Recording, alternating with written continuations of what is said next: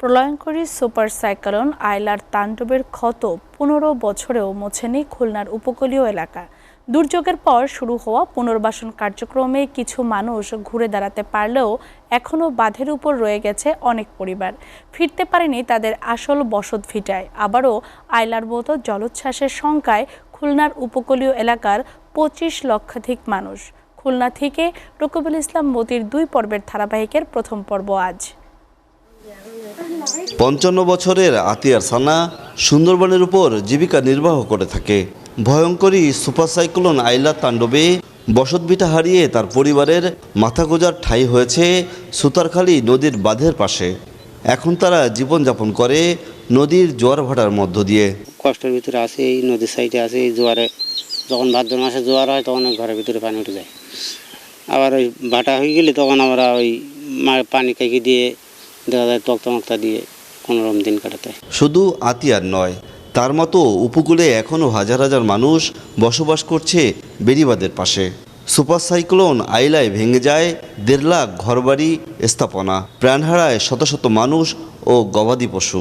এই দুর্যোগের পর শুরু হয় পুনর্বাসন কার্যক্রম, কিন্তু এত বছরেও ফিরতে পারেনি তাদের বাপদাদার ভিটায়। ঘরটার ভেঙে গেলে তো তারপরে এই জায়গায় তো থাকা হয়েছে, আর তো স্থানীয় কোনো জায়গা টাকা নেই।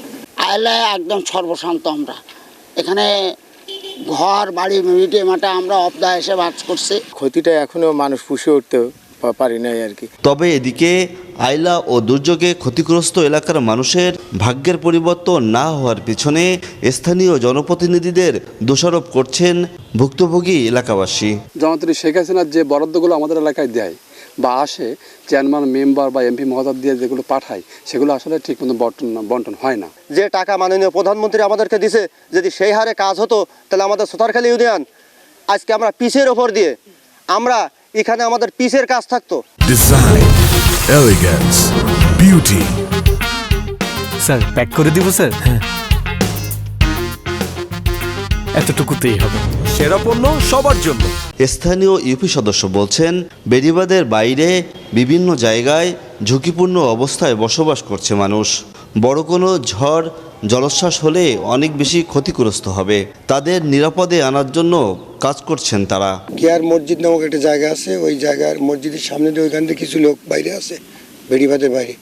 এরা যদি এরকম জলোচ্ছ্বাস হয় বা যদি খুব বড় মাপের ঝড় টড় হয়, ক্ষতিগ্রস্ত হবে।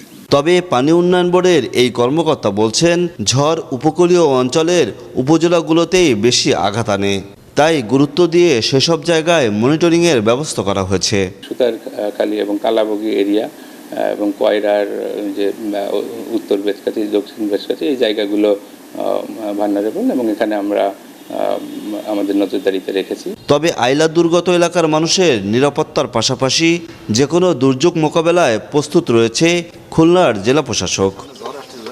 রকিবুল ইসলাম মতি, এসএটিভি খুলনা।